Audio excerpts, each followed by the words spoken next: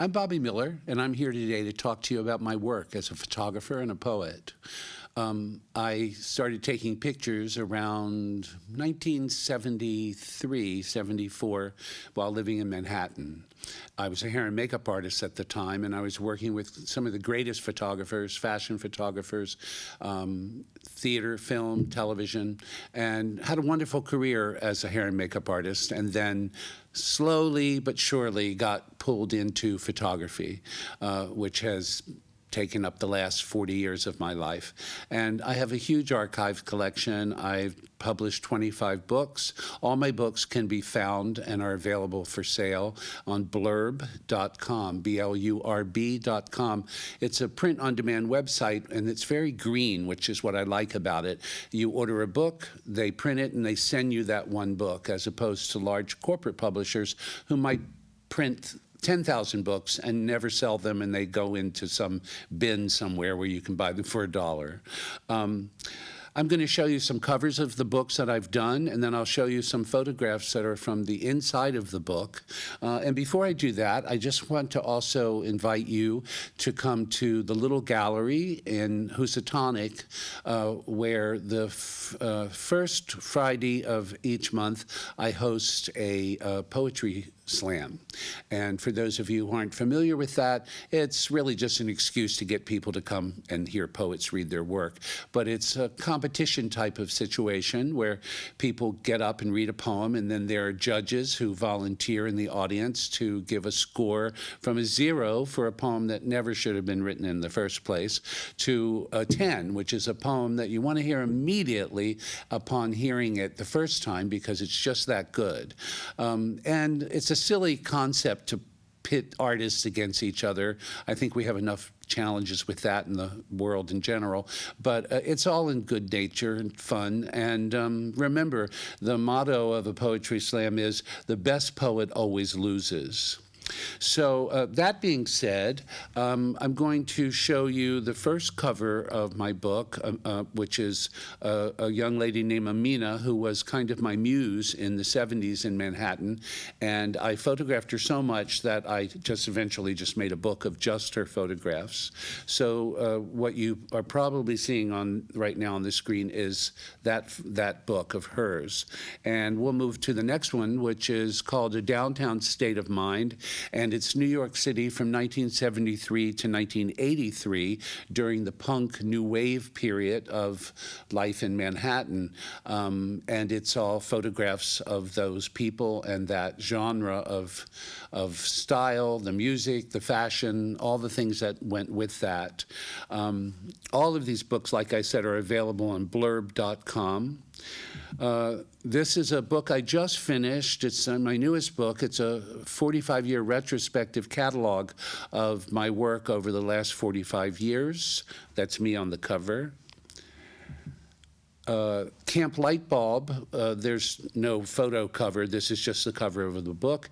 And it celebrates a group out of Provincetown, Massachusetts, for young people, teenagers, who come there every summer for Camp Lightbulb. And most of the kids are LGBTQ kids, and then a few kids who are straight kids, and they come because they like their gay friends.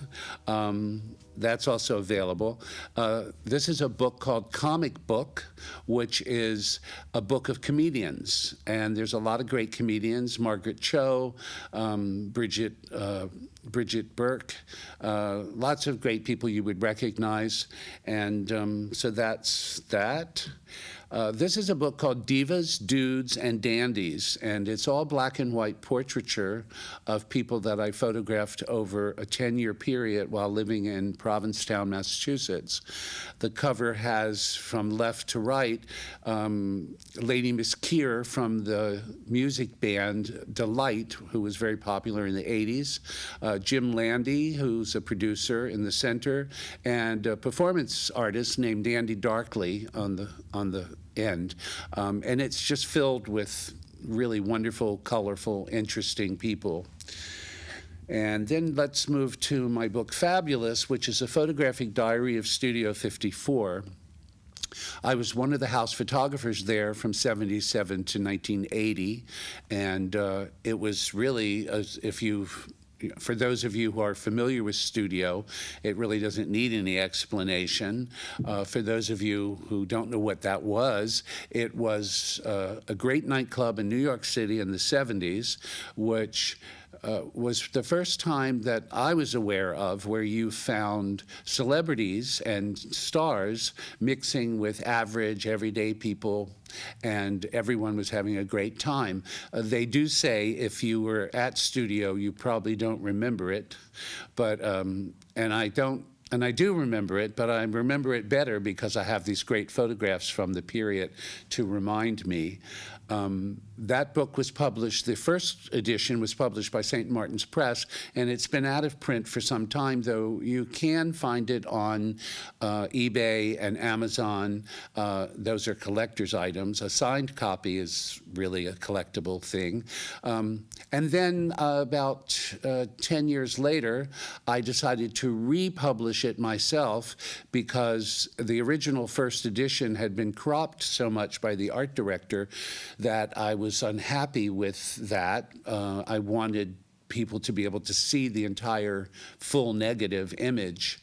So that's the image you're looking at now is a redux version, and it's all of the original photographs in their full size that I wanted you to see them in.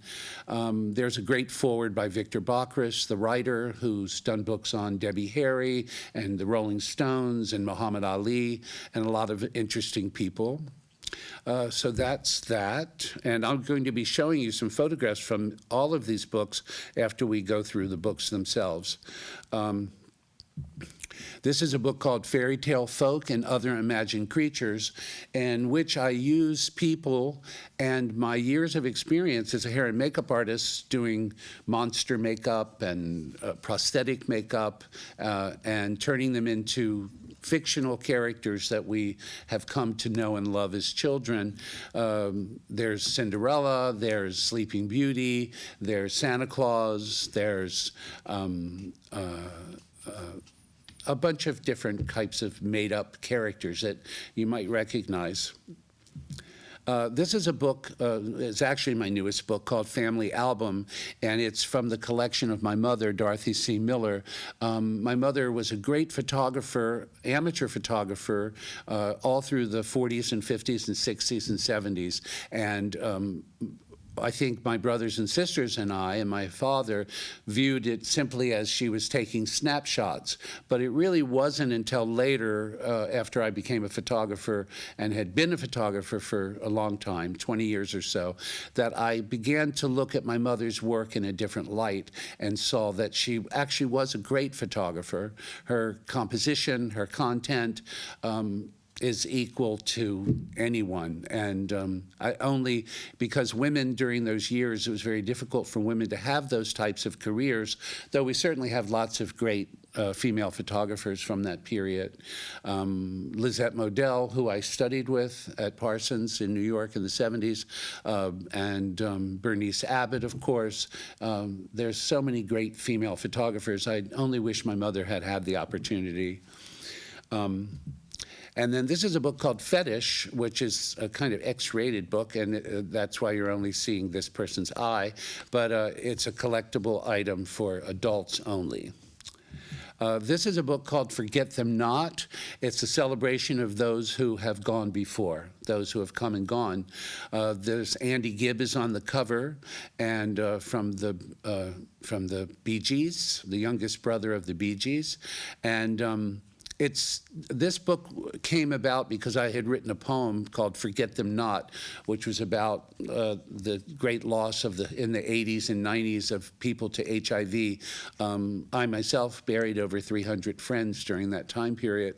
And I decided that I didn't want to forget them, and I didn't want others to forget them. And I started by, in my phone book, my address book, where I kept people's phone numbers, when they passed away, I didn't cross their name out. I highlighted their name so that when I passed by that page, I could think of them and celebrate them. So this book came out of that one poem, and I realized that I had so many great portraits of people from that period who were gone that they belonged in a book. It seems kind of morbid to do a book of dead people, but they're not really dead. They're alive in their work, and each of these people, some of them are famous, and some of them are not famous, but they would have been had they lived. And people never got to see their work, but I did. And so this book is very dear to me, and it celebrates those people who have gone before us. This is a book called Jackie 60 Nights, and it's from 1990 to 1999. And it was a nightclub in New York that was an alternative nightclub with mostly artists and performers. And it was a theme club, like you would go on Tuesday night, and it was called Jackie 60. And it was a dance night with a great DJ, Johnny Dynell, and people would dance, and there was always a little performance or something.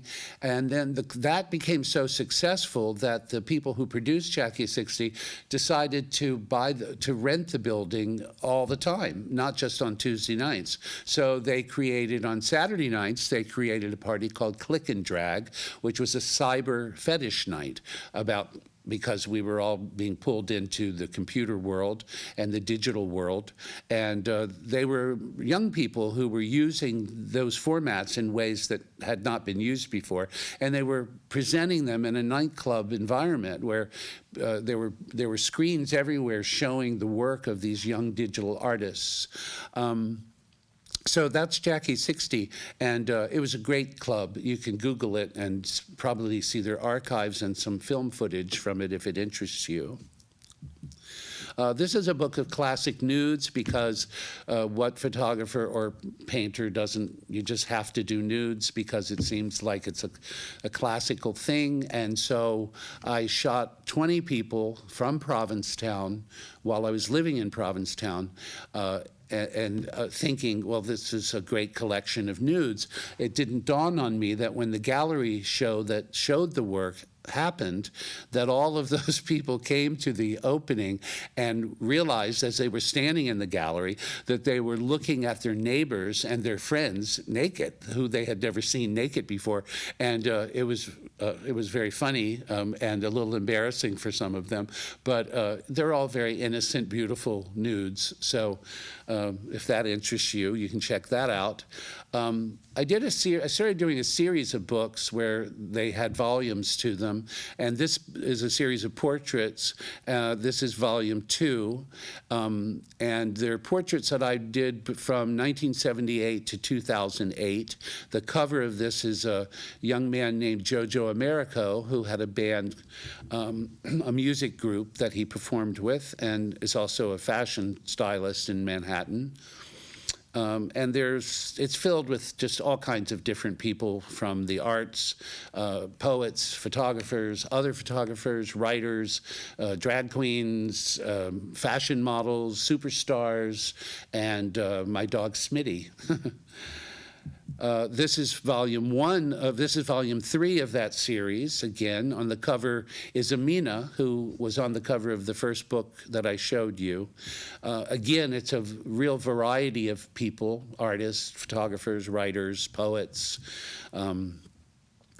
And then this is volume 1 of the book, of that series, the portrait series. And the cover is Lisa Edelstein, the American actress, who, if you're familiar with her work, she's done a lot of shows.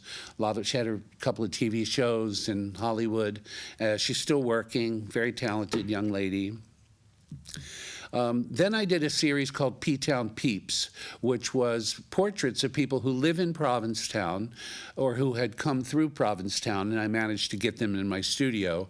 And I did 4 volumes of it until I said, okay, I'm sort of finished with this subject matter. And then I also left Provincetown. So on the cover is Scott Martino, who is a performance artist and who lives in Provincetown. And then this is volume 2, And this is an actor who performs a variety of characters. This is a character he did, which is kind of based on a 1920s song and dance man. This is volume 3, which is a young lady who lives in Provincetown, she and her wife, and she is very expressive in the masculine expression.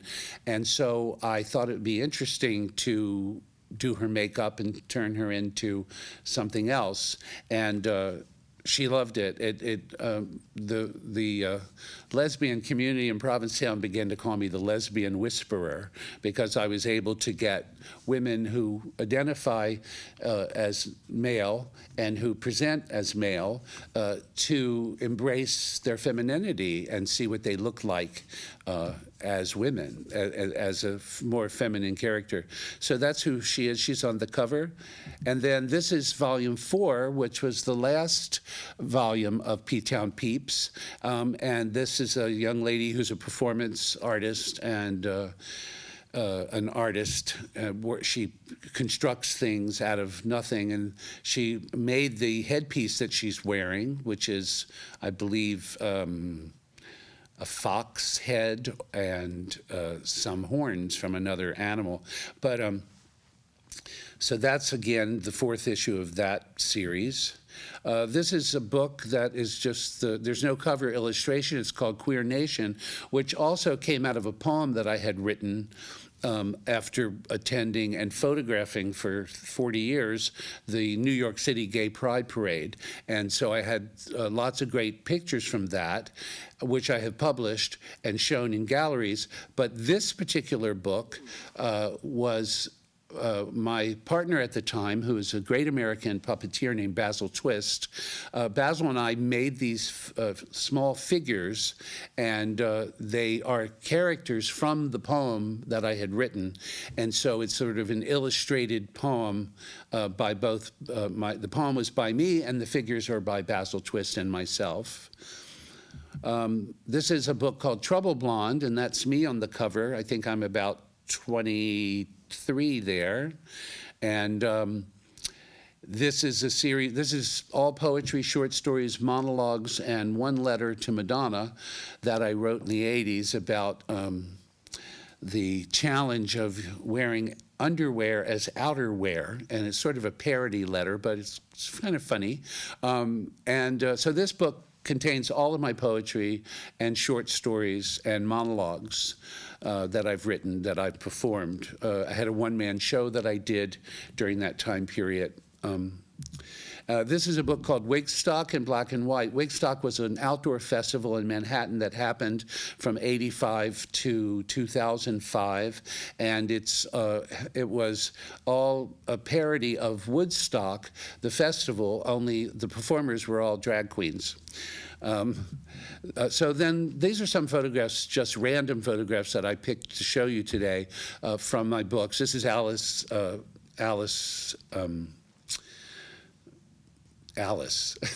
can't remember Alice's last name, but you know who he is. This is Barry Gibb from that same other series.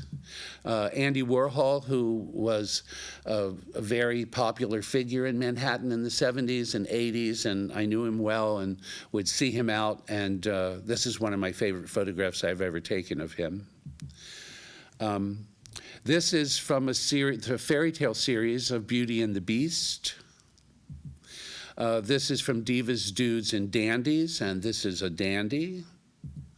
This is from P-Town Peeps. This is Dandy Darkly, the performance artist. This is Dandy Darkly also. If you ever see him advertised, run to see him. He's very entertaining and very bright and funny and intelligent. Dandy again. This is a picture of a friend who lives in Provincetown who is the town crier, but this is him in his Japanese warrior outfit. And that's him as himself. Daniel Lata is his name. This is from the Punk series. This is from one of the portrait books. This is Debbie Clark, the poet.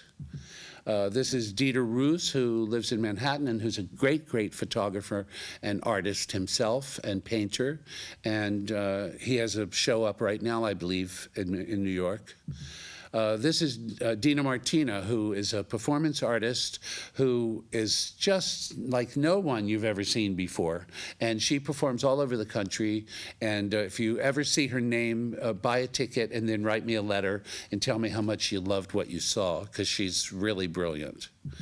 This is a picture at Grace Jones's birthday party in New York at Studio 54 with Divine on the left, a go-go boy, Julie Budd, the singer, Grace Jones, another go-go boy, and then one of the singers from LaBelle, Nona Hendrix.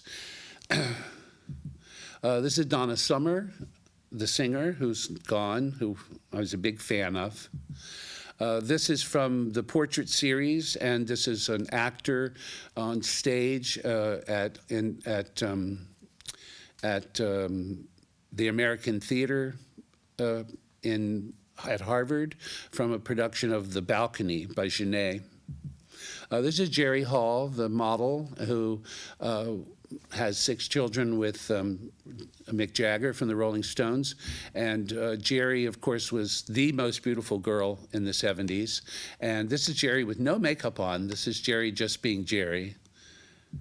This is from the Fetish book, and it's sort of self-explanatory. It's just an artistic piece.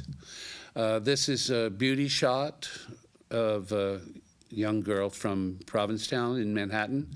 This is John Belushi, the great comedian and actor. I had worked at Saturday Night Live, and so I was fortunate enough to get to know a lot of the cast there. And John's someone we all miss greatly. This is John Dowd, the American painter. This is Justin Vivian Bond, who is a singer and performer and who has won a Tony on Broadway with her show. And she's a trans artist and is a resident of the Berkshires. This is Karen Allen, the American actress who I grew up with, and which is kind of the reason why I moved to the Berkshires, because Karen lives here, and I thought it was time to leave Provincetown because the water was rising. And I'm happy that I moved here, and I'm happy that I live here, and I wished I'd moved here sooner. This is Lady Miss Keir from the band Delight.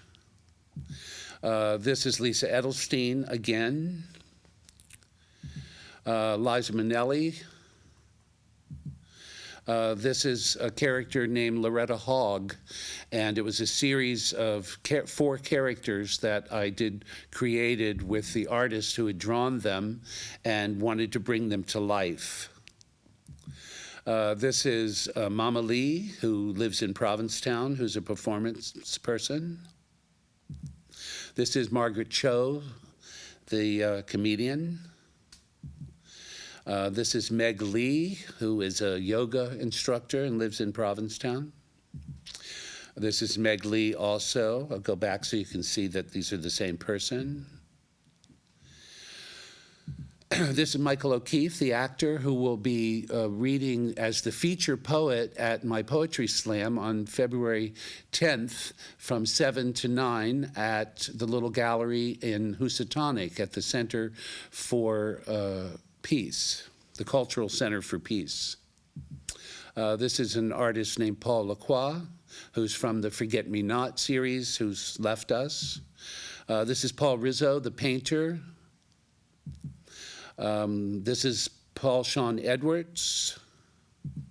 This is Penny Arcade, the great American performance artist, who sort of coined the term performance art. And she was in a lot of Andy Warhol's projects and movies when she was 16.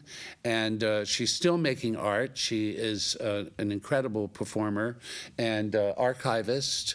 And she's managed to interview and archive some of the greatest living artists and writers who live in New York in her archives. This is a friend named Ra, who's meditating, obviously. This is from the Fetish book, and it's the dominant rabbit.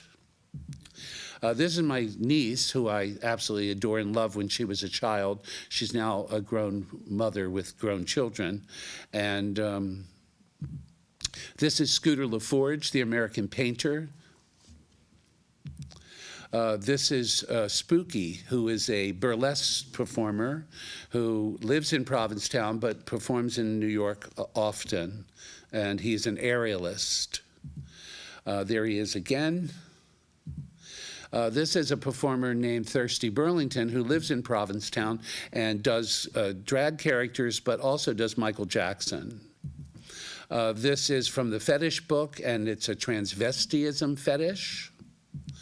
This is Truman Capote, the great American writer. This is Webb Barron, who is on the cover of my fairy tale book. This is from the Fetish book. This is Yul Brynner, the great American actor, who at Studio 54. And I think that might be it. No, there's more. This is also from the P-Town Peeps series. And we're back at Amina.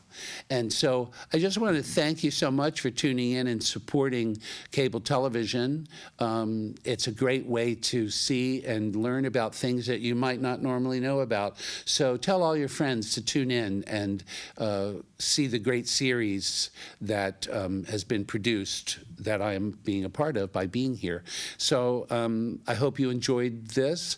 I hope you'll come and support the poetry series February 10th and every first Friday of each month in Housatonic, which is in the Great Berkshires and a part of Great Barrington. So again, my name is Bobby Miller, and it was great to share this with you today. I hope you enjoy it, and tell all your friends. So thank you so much for tuning in today, and enjoy the new season that's coming, spring.